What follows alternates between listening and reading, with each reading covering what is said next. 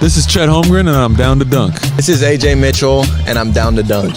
This is Alex Crusoe, and I'm down to dunk. It's like baby bottle pop. Yeah. Mm-hmm. This is Adam Flagler, and I'm down to dunk. Hey, it's Isaiah Hartenstein, and I'm down to dunk. This is Kason Wallace, and I'm down to dunk. I can't spell Lucas. Hey, how do you spell Lucas? How do you spell Lucas? This is Lou Dort, and I'm down to Dort. This is Nikola Topic, and I'm down to dunk. This is Dylan Jones, and I'm down to dunk. This is Isaiah Joe, and I'm down to dunk. And there's probably like 50 to 75 BD babies. Give me like your top 3 Pokemon. Bro, I can't even name. This is Jay Will, and I'm down to dunk. Sometimes the way his brain works is it leaves a lot to be desired. This is Kenrich Williams, and I'm down to dunk. Charmander. Yeah. Charmander. Or you're more of a Charmeleon guy. Charmeleon. This is Shea Gilgeous-Alexander, and I'm down to dunk. Schlecht. You know what Schlecht? it means? Yeah. That means like bad. It means bad. Yeah. Yeah, that's me. Well, it was a good interview, so it wasn't bad. J-Dub, year 3, and I'm down to dunk for the 3rd time. Thank you. Welcome to Down to Dunk. I'm your host, Andrew Schlecht. We're part of the Athletic Podcast Network. Before we get to my guy, Michele, I want to tell you about Aaron and Drew Reese at Shelter Insurance, who are proud supporters of Down to Dunk and the Thunder. Listen up, Dunkers. You got to go get yourself a good insurance agent. There's just wild weather happening all across OKC and the surrounding areas.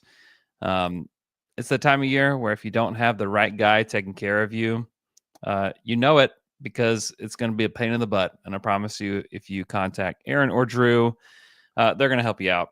I'll remind you again that Shelter Insurance has been ranked number 1 for customer satisfaction by J.D. Power 6 out of the last 7 years. I think we should make it 8. Dunkers, what do you say? So call, text Aaron or Drew today to get a quote and protect what matters most at Shelter Insurance. You can call Aaron at 405-773-5500 or Drew 405-478-7714. They're brothers, and so you're going to get a lot of the same stuff from either one of them. They're both great. So please contact them today. With me is Michele Berra. Michele, what's up? Hello, darkness, my old friend. No, it's not really darkness, but it's it's two It's a games. It's a wake-up call, I think. Yeah, 2 disgusting games. I think not don't want to put this too much on the player. It's natural to see 1 week to go and playing in a certain way. They played in a very weird way, like doing stuff defensively that are not what they want to do or should do, and also just being, I would say, a little bit too slow on every single rotation. Mm-hmm. We have seen OKC playing Boston and being ready on every single 3 that they attempted. Every rotation. Yesterday they were like, I don't know, 3 feet away from the defender, from the shooter. Yeah, the closest defender. So in some sense, this is very weird for OKC. I don't think that the Lakers had any secret sauce or whatever secret ingredient to just pull OKC's defense apart. Clearly, Luka making every single step back that he took helped. Not everyone, but but it's just to me, it's the way in which they approach the game, which happens. I mean, I'm very curious to see if they just play in a different way tomorrow in game 2 of this mini series. I think I want to see them playing differently. I don't want to. You do. Yeah, I think everybody does. I think they probably themselves want to see, a better product out there because I just wonder too, like they as like a team and organization and everything are so good at like keeping their head down and just working and not worrying about anything. Part of me just like wonders is like, did they just like poke their head up for a second? Like, man, look how much everybody's struggling around us. Look at all these teams in the West with 32 losses exactly, right? And Well, we're doing pretty good compared to all these jokers. You know, it just makes me wonder if like there's not that there's been like some disruption, but if there's been like a like realization as we enter the last week of the season of just like, yeah, we have worked really hard to get here. We have stayed so focused, and it just feels like the focus, just from an observation, this isn't from like a source or locker room or anything. This is just like watching them. Is just like, are they like just kind of like realizing how great of a position that they're in, and just like letting their foot off the gas? Like, I don't know what it is, but it's just a theory that, you know, this has been an incredible season for them. Yeah. You know, they won 64 games. They do. I've had people in the chat have mentioned it, you know, the very nice season that we were hoping for. Lawrence Suarez in the chat. RIP our nice season. The nice season is gone. You know what? But still room for the best season in franchise history, which is what they're having. Yeah. Right. So. Yeah, I know. I mean, it's gone. You can't mathematically go there, but you know, it's stuff that happened. I really think this is also maybe a little bit of, hey, let's not play what we want to do against the Lakers and the Rockets. It could be. It could be. I don't know. That's why I'm curious about Tuesday. Yeah. Because I want to see that. Yeah. Yeah, I agree. I just listening to the post-game pressers yesterday, was my 12-year-old, almost 13-year-old son's birthday party. And so I was not in attendance of that game, which just feels like just like a much better decision on my part after seeing what happened. But then I had to torture myself by watching the game later and then like kind of breaking stuff down this morning so that I was informed of what happened on like a granular level. But yeah, I am curious to see what the bounce back looks like, because you do want to be playing like good basketball, you know, like you do want to be playing your top basketball heading into the postseason. And it's like some of this is like the Thunder weren't sharp, and some of it was like, I mean, the Lakers shot 70% from three in the first half. They had 15 threes, 15 of their 22 threes in the first point. Yeah, I mean, it was like, there's not a lot that you can do about that. And I do want to, well, I'm going to bring up the threes. Like I clipped all of them. I put the makes on Twitter, but because you're limited with the amount of time, I took all the misses out, but I have all the misses and makes for the Lakers on video for us to kind of look at here. So if you're not subscribed to our YouTube channel, I suggest that you subscribe to the YouTube channel, just because I think it's really good to actually look at it and see, because like the narrative right now is like the Thunder didn't play great defense and there's too many open shots and there's this and that, but like let's actually look at it and see. And I want to get your opinion on it too, just because I thought there's some interesting things kind of baked in here. Also, I think that one thing that we'll see with this video is that this is what killed the Thunder in the Mavs series was the corners. Yeah. And not only do you have Luka, who's a master at finding the corners, but LeBron like won championships on finding the corners. You know, like both those guys having the skill level to get a paint touch and then spray out to the corner where like you have to collapse on them, because if you don't, they're going to find a way to score. And so the Thunder did collapse, and that's part of like the defensive scheme for the Thunder. And Luka has become very good at kind of picking apart the Thunder's defensive scheme. And he did it well in the playoffs last year. He did it really well yesterday. I also thought it was interesting that they just switched everything. There wasn't like this Dort fighting over every screen to make sure that he stayed on Luka thing. I mean, there's just a lot baked into it all. Yeah, which screams, yeah, on one end. Then we need to talk a little bit about what happened offensively for OKC, maybe later. Yeah, because there were moments where the game was kind of ready to shift. Yeah. And OKC was not getting anything at the rim. that is the thing that surprised me the most. Yeah. I don't know why is that. They didn't get any call basically, which is part of the deal. They got 7 free throws. Yes, they tried many threes, but not too many. Like it's a normal amount. So that to me was really, really weird.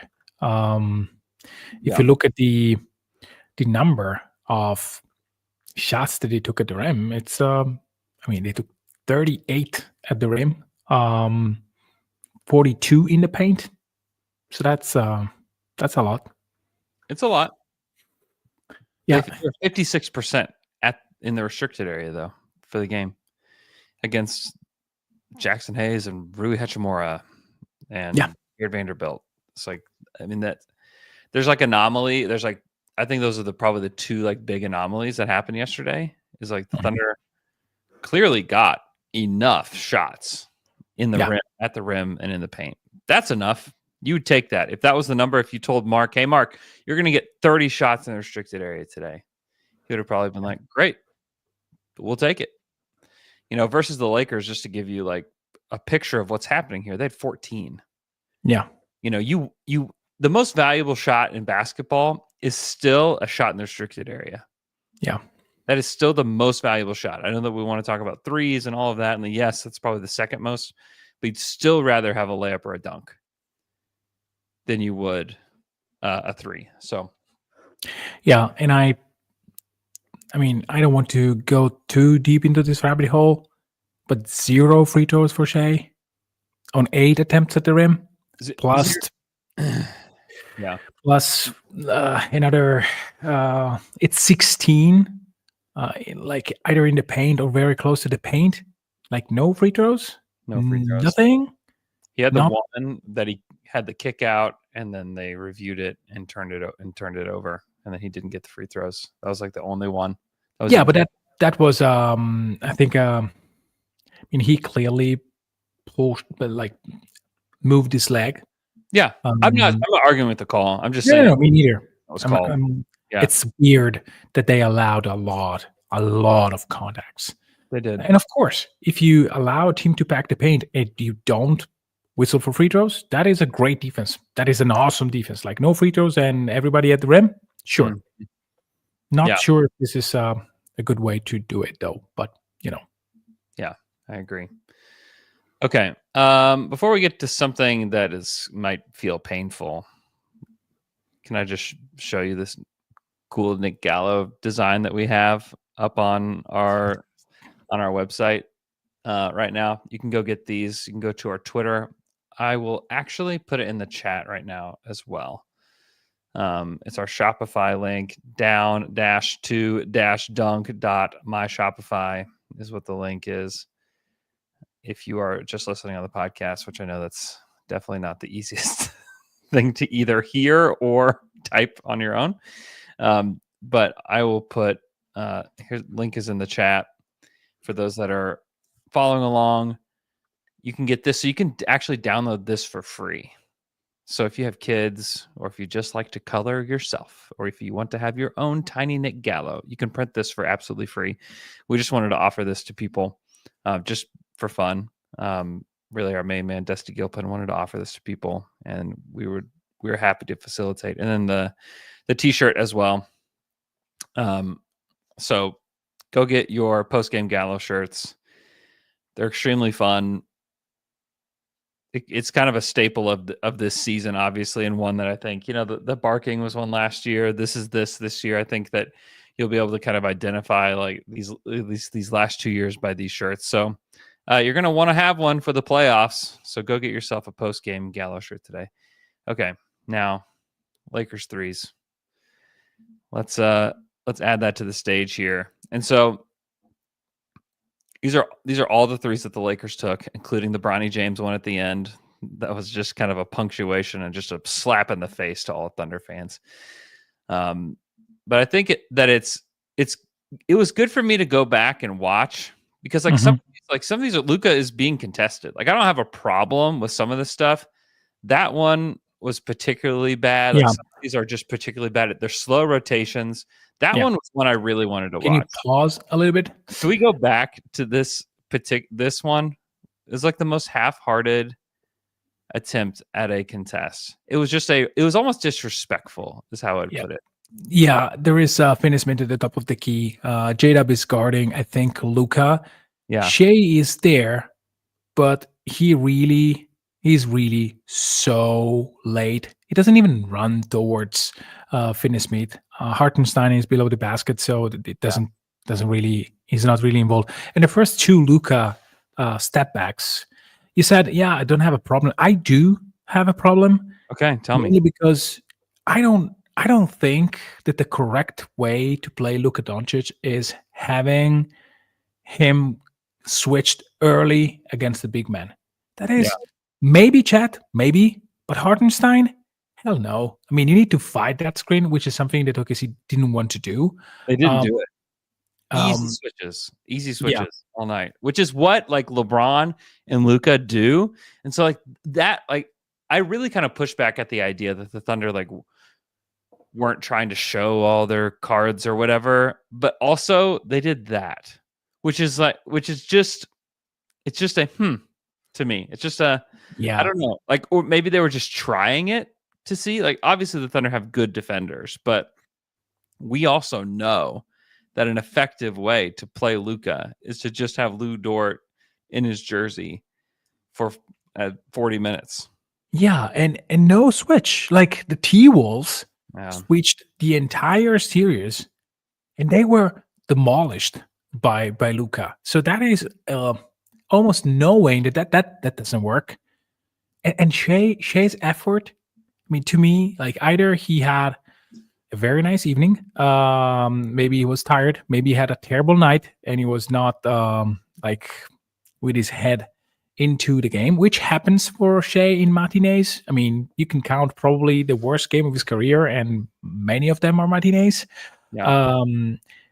But even in this clip, in the playoffs, though, just throwing that out there. There's matinees in the playoffs. I know. Need to be ready. But there is this clip where you have Shea that is guarding basically nobody below the basket. Like nobody. He's not guarding anybody there. He's like in the wrong position. Even Lou Dort. Lou Dort in this clip is 4 feet from Austin Reeves. From Austin Reeves. Like there's gonna be a lot of 4 feet from Austin Reeves, by the way, in this whole clip. So even though, and that's another thing that we'll talk about is like spacing, especially in like the last like 5 years, has changed so much. And part of it is that guys shoot such deep threes now. And whenever you're able to do that, everybody knows the guys that can do it. It's like you have to.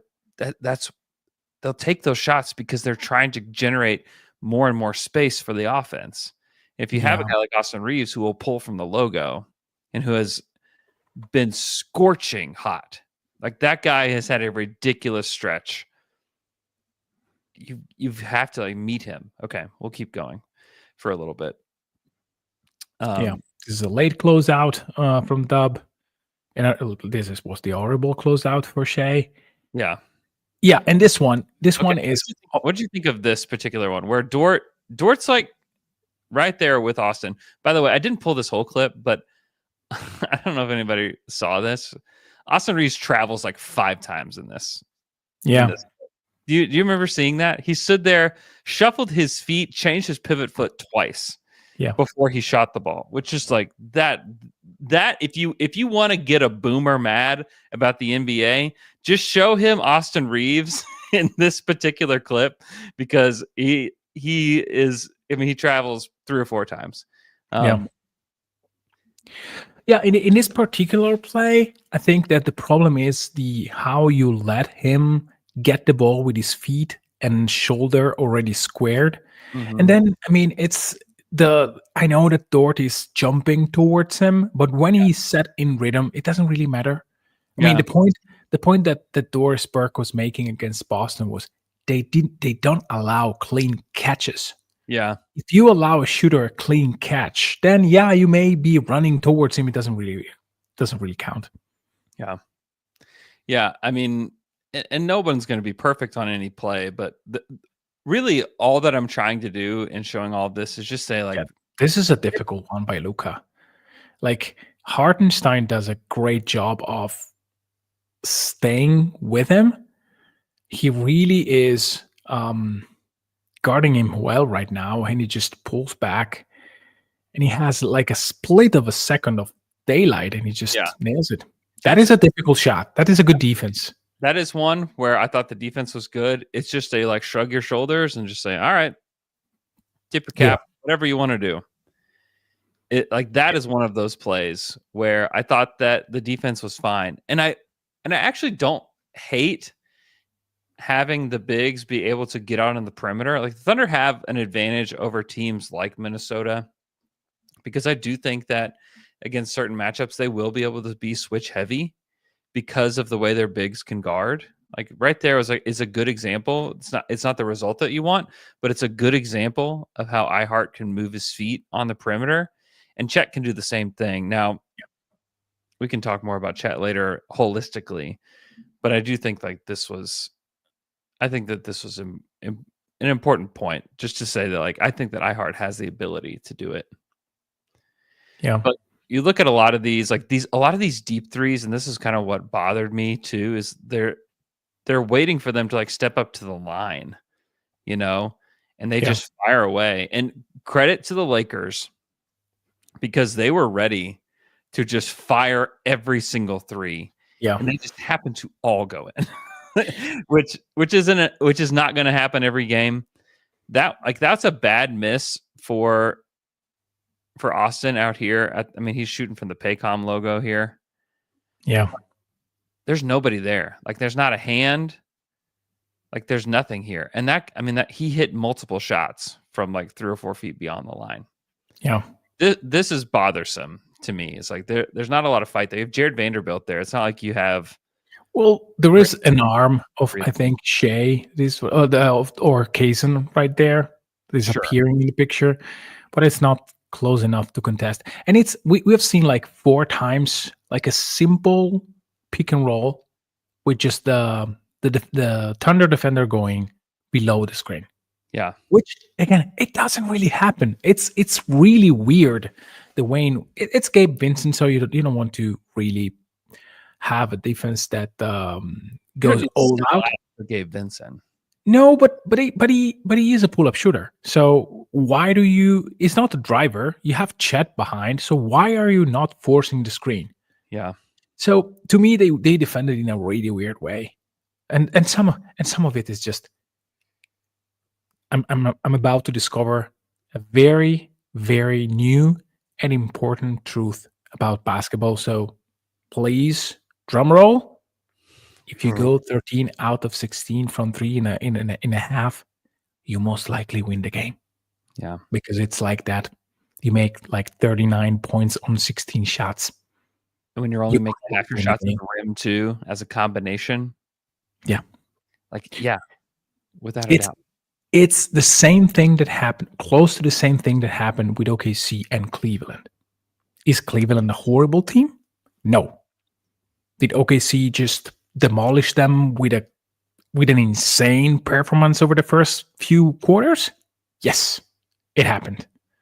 And it's not that OKC is 30 points better than Cleveland. It's that once a game goes in a certain way, then, yes, they tried a few times to get back. Yeah. Even in the second quarter, they made some runs. Yeah. Like sometimes you just can't put the toothpaste back in the tube, especially when you have 2 of literally the best players of all time on a team. Yeah. And no free throws. Sorry. I had to say that.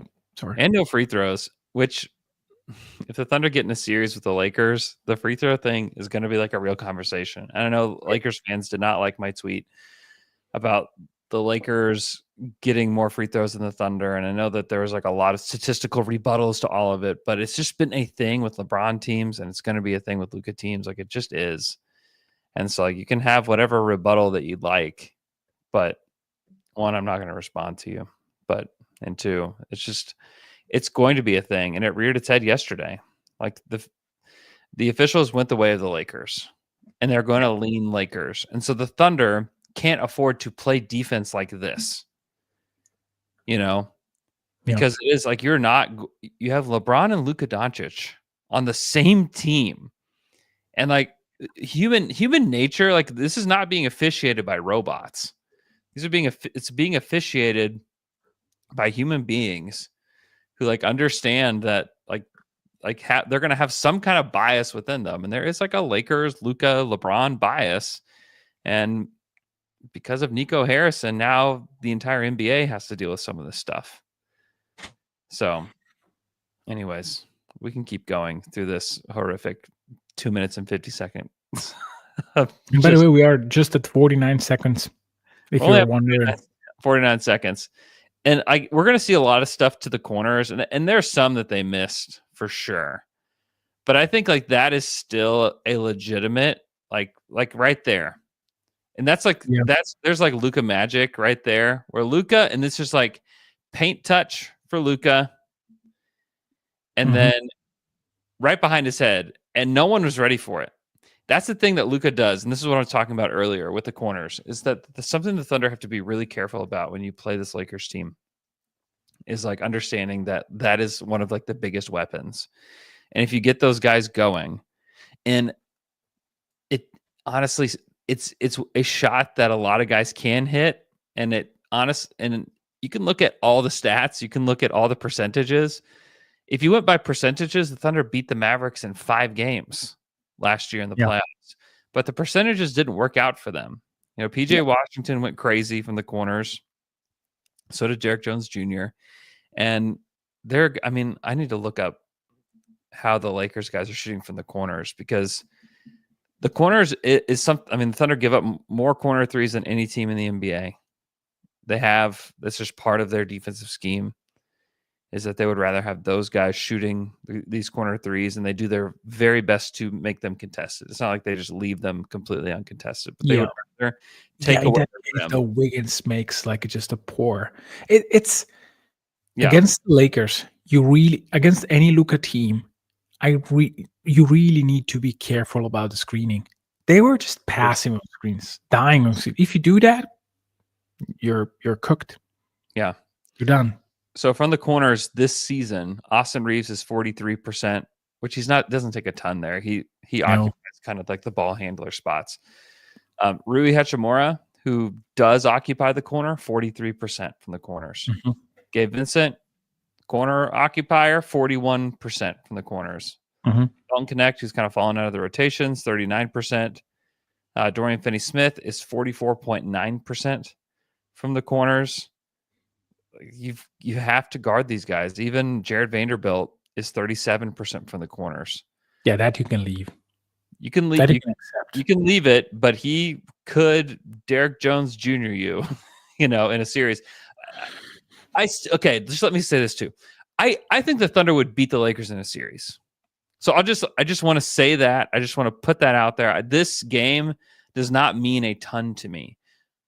However, there are definitely notes that should be taken as a Thunder fan, as somebody following the team, that like, if somehow the Lakers did beat the Thunder in a series, not the formula is not, the Lakers shoot 55% from 3 in a series. Like, no, but the formula is there. It was there in the Dallas series last year, and it's here still. It's one, not fouling a whole lot, or getting the right kind of whistle from the officials, you know, which was very helpful to the Lakers yesterday. And then just like getting these wide open corner threes at times, or at least like lightly contested corner threes, you know, is definitely going to be a part of it. And I don't think the Thunder would play like this in the playoffs. I just don't think they would. And so I think that they would play with more force, is something that Mark likes to talk about. Like, they didn't play with force yesterday. The Lakers punched them in the mouth. The Thunder tried to get up, but the Lakers socked them in the mouth again. On the offensive end, on the defensive end, the Lakers were just the better team yesterday. And the Thunder did not put up that much of a fight against them. And like, that's just the reality of it. And it's a game that happened on April 6th. It's not that meaningful of a game. It feels meaningful because, one, it's the Lakers. It's on a Sunday afternoon. Everybody's watching. And trust me, like as somebody who's a producer for a national show, like like these honestly, like these kind of outcomes are pretty fun to talk about, and they're pretty fun to put out there. And there's a lot of people that want to listen to this kind of stuff. I know Thunder fans don't, but there's a lot of people that want to hear this, and there's a lot of people that want to talk about it. And there are a lot more people that watch every Lakers game than watch every Thunder game. Yeah. There's going to be a lot of buzz about this Lakers team, especially now after they beat the Thunder. And I'll just say this, I don't think it means a whole lot. Like I said, there's some notes that need to be taken with how the Thunder have to play in the playoffs to reach their ultimate destiny. But is this a game where you're like, oh, this is where we saw everything fall apart for the Thunder? Like, no, like this was almost like not the Thunder, in my opinion, when it comes to like the way they play defense. Like this wasn't them. Anyways, I'll stop talking and we'll hit play on this as we're only 1 minute and 7 seconds into this 2 minute and 50-second clip of open threes. Bad shake closeout. Yeah. Terrible on defense on Luka, which by the way missed. Yeah. Great defense from Chet. Swish. That's a great defense. I think Chet defensively is in a pretty good spot, and I have to give him a ton of credit because physically, that dude is a maniac. To be able to get back to where he is physically is an absolute maniac. Like he's such a worker, and I don't think he's quite back to where he wants to be physically. And I think it just takes time. Like I don't think. I mean, maybe we'll see this happen in the playoffs where he kind of reaches that level. I don't think that's impossible. I think it's more likely that next season that he just starts to like feel a lot better. That was a major injury that he could not use his leg. Anyways, and that's maybe just me like projecting as I'm sitting here icing my own knee doing this podcast. But I just have to genuinely want to like have the grace for like the player that he is, because he has gone something that was like not only like traumatic, but it takes a long time to come back from. Anyways, kudos to Chet. Yeah. But I honestly thought like some of the third quarter stuff, they really did do better overall, but it was almost just too little too late. Yeah. Some of these. I just didn't think that it didn't matter at that point. I mean, you're in a 93-67 game and toward the end of the third quarter. Like this game is over. Like it's just absolutely over. And so I encourage you guys to subscribe to our YouTube channel and like come watch these and check it out and like see our Even that last one. Oh dear Lord. Shea was just like so late. It's a basic read where you have the ball getting inside the paint. You have Chet Holmgren down there. Why are you doubling?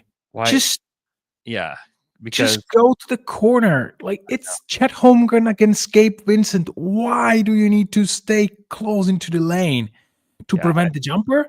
I mean, let him take a mid-range jumper. Who cares? Just don't leave the corner open. Yeah, this was his like best Luka impression where they collapsed. Like this is how you collapse on Luka or LeBron, and they collapse like that on Gabe Vincent. And then you're asking like Caruso to just do everything at that point. Yeah. I mean, we can break down each one of these with scrutiny, which I don't think is necessary. But all of this to say, because I do think it's important to just understand like what happened yesterday. Yeah. Because there will be a lot of things said today. There will be a lot of things said about the Lakers, about the Thunder, all of that. I just personally don't think this was truly a matchup between the Thunder. Another terrible corner three contest from Isaiah Joe, who jumps 5 feet away from him. Just a hope and a prayer that he doesn't make this three is all that it is. And then just the punctuation, Bronny James with the pull-up three there at the end.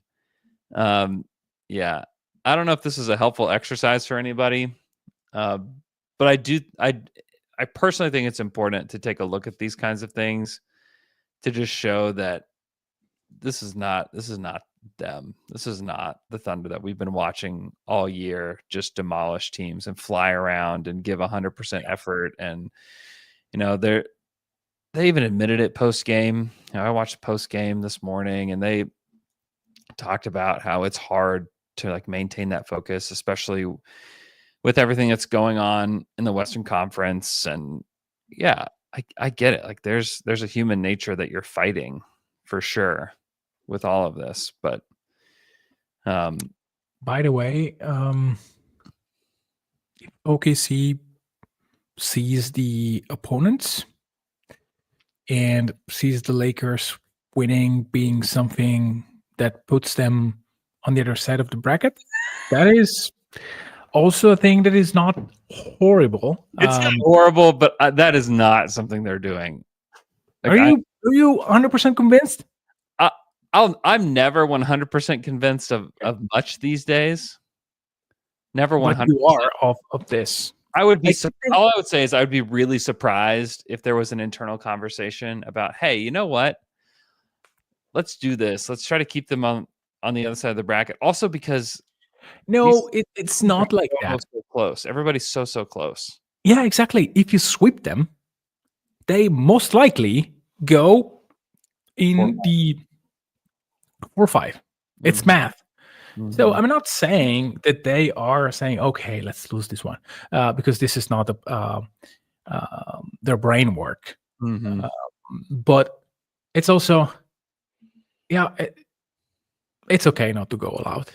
We'll see. We'll just play. We'll try a few things. And if they have a great game, okay. Like, there is really no downside about this loss for OKC. Like, really nothing. Yeah. I don't know how they will play. Maybe they will sit everyone in the next game. If they do, then they clearly don't care about losing against the Lakers or showing something. It will happen eventually that they will sit everybody. They did it in the past. It's very weird that they decided not to do it against Houston and the Lakers right now, and just laid an egg on both games. It's so weird. It's weirdness, which is why you should not be concerned by all this. Yeah. I mean, they have a large body of work in front of them that says, like, this is a great team. And having a bad loss doesn't mean that you're somehow a bad team. You know? But they're not invincible. Like, you have to show up. You have to do the things that you're supposed to do. You have to do the things that got you to where you're going. And that's why I kind of think you need to play your guys. And like, maybe I'm alone on this because I hear a lot of people talking about resting, and maybe they do need to rest, but they're going to get a full week off regardless. Yeah. And I would, and maybe the back-to-back, like you won't play Chet, maybe you sit somebody else or whatever. But I think you need to play your guys down the stretch and like really try to reestablish who you are in a real way before you start the playoffs. Like, I just don't think you can sit your guys, and you probably win several of these games. You'll set the true franchise record. And I agree with Jason Potter. Like, I would be surprised that if they would sit guys, because tomorrow night is the last home game of the regular season. Are they really going to sit guys last game of the regular season? Like, maybe they would. I don't know. I don't have any true insight to it, but in my opinion, I think they should play. I really think they should play and reestablish who they are. Go beat the Lakers. Go stomp the Suns and finish out your season. Play your guys one half, and then let Aaron Wiggins be the guy to finish it off. Like, whatever you need to do, but I don't think that you just need to just sit everybody. Maybe you could against Utah. Yeah. Or maybe you could against the Pelicans. Like, either I don't know. I just don't think that you want to necessarily be like this one of your last games where you play everybody. Be it. Yeah.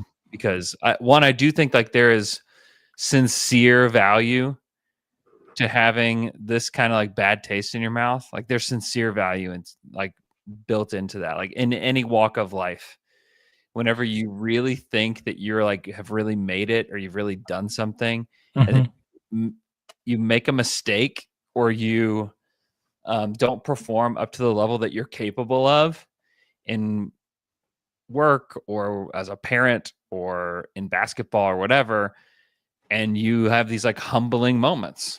Yeah. Which like this should be a humbling moment. These 2-game stretch, yes. Yeah, against the Rockets, which very different kind of losses, by the way, which is interesting. Yeah. Both with the same root cause, meaning no. Yeah. I hate losing to both these teams, by the way. Yeah.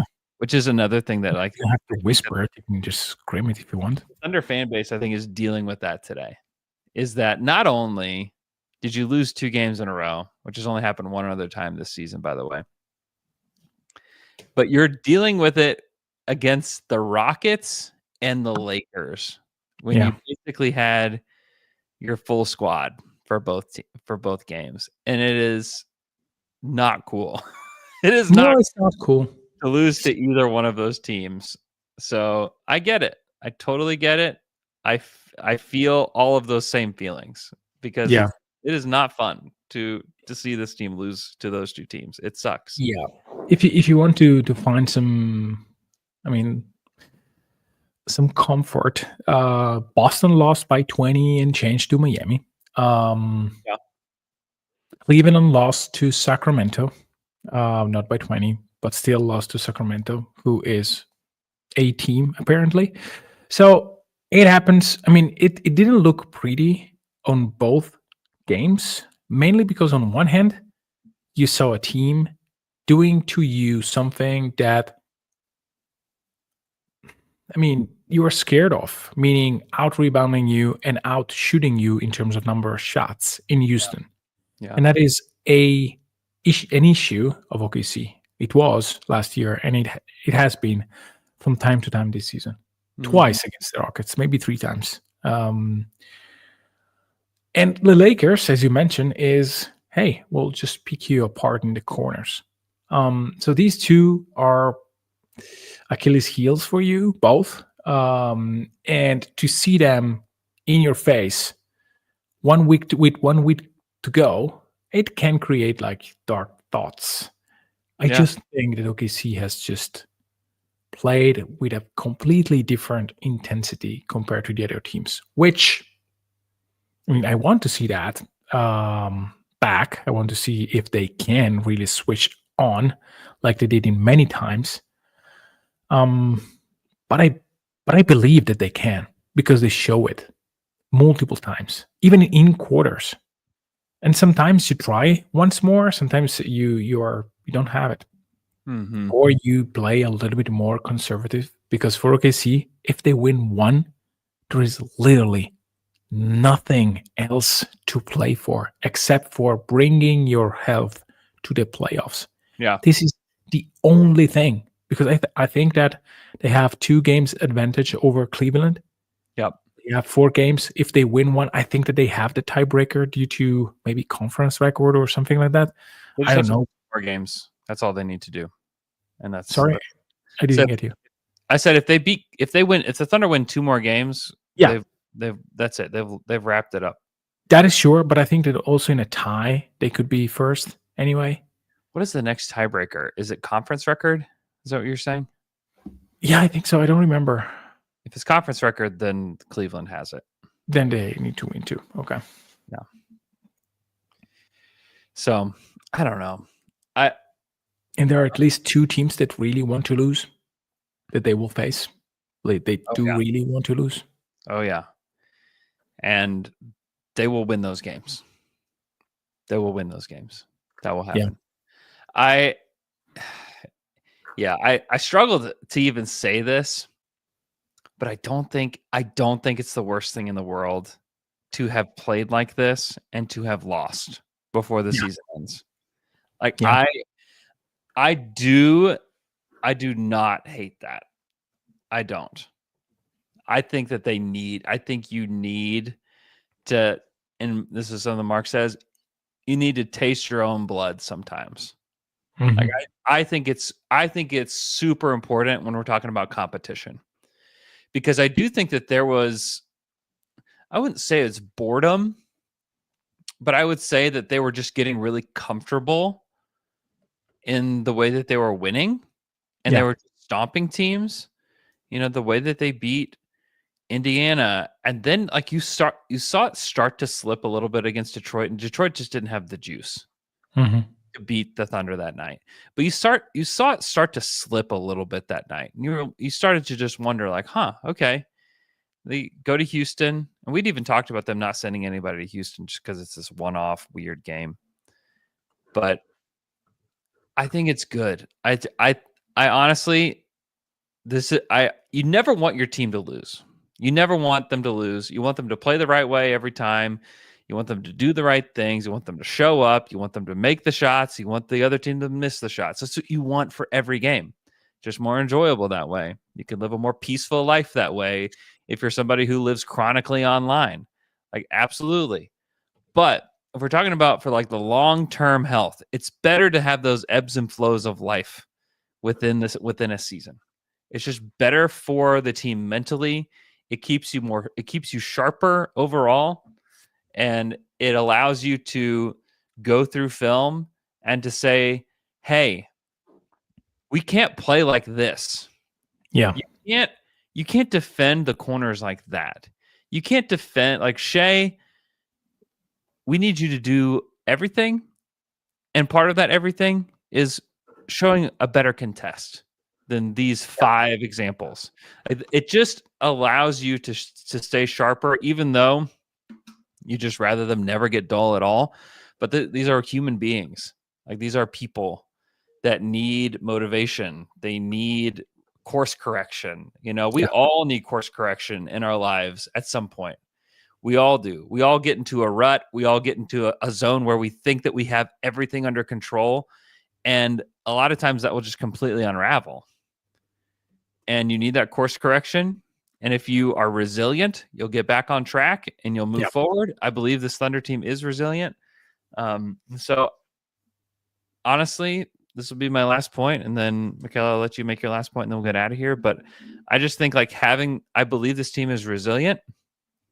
And I think that we will see that over the course of these next few games, which is the last week of the season. It's hard to believe it, but it's here. And next week we'll have the play-in, and we'll be talking about probably some lottery stuff. The lottery is April, or I think it's May 15th, which is my birthday and my wife's birthday. What a great birthday present. Yeah. But anyways, Michele, anything else that you want to say before we get out of here?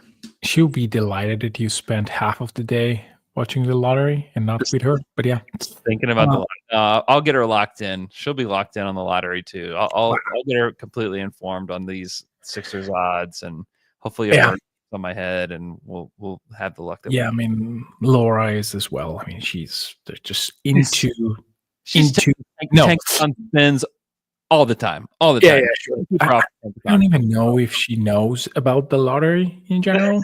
Like, are we winning money? No, it's a different thing. So anyhow, I think that if they approach, I want to see them approaching the game differently tomorrow. Mm-hmm. And I think that they have pride, and they will do that. And I mean, it may not be a good game anyway. They have the power to do so. I mean, remember the game against Denver? The second one was a dull one. Yeah. Where they played defense similarly to what they did against the Lakers. Yeah. Right now, maybe it will be the opposite. But I think that I want to see a little bit more of, hey, just show the Lakers for 5 minutes that when OKC plays serious defense, they can get anything. That's enough for me. I don't need like a big victory or anything. Just to start a game and just demolish them for 5 to 7 minutes, and then it's okay. Then you can sit your starters and be okay with it. Just show what your defense is capable of for a few minutes, not too much. Otherwise, you spoil the surprise. Yeah. Yeah, I agree. I think they need to be able to show what they've got. And who knows what the Lakers will do. The Lakers need to win games. So like I think like sitting guys, even though like you have this weird back-to-back in Dallas where it's like this like emotional homecoming for Luka, and it's going to probably be pretty volatile on Wednesday. But the Lakers are sincerely fighting for something. Yeah. You know? Like they want to have the highest seed possible. Yeah. You know, want home court advantage. They're only 2 games up. If you lose to the Thunder, you know, that puts like some stuff in jeopardy. And so I know that people think that they might sit, but like they've got OKC, Dallas, Houston, Portland left. Like none of those are like super guaranteed wins. I don't know what Portland's going to do at the end of their season. Like none of those are guaranteed. And so I just wonder if they're just better off playing their guys. They'll have a week off too, you know? Yeah. And so hopefully everybody plays on Tuesday. I think it's just more fun. Obviously, it's more fun. Okay. Thank you so much for listening to this podcast. Remember, go get yourself a post-game Gallo shirt. They're super fun. And we will talk to you guys again on Wednesday.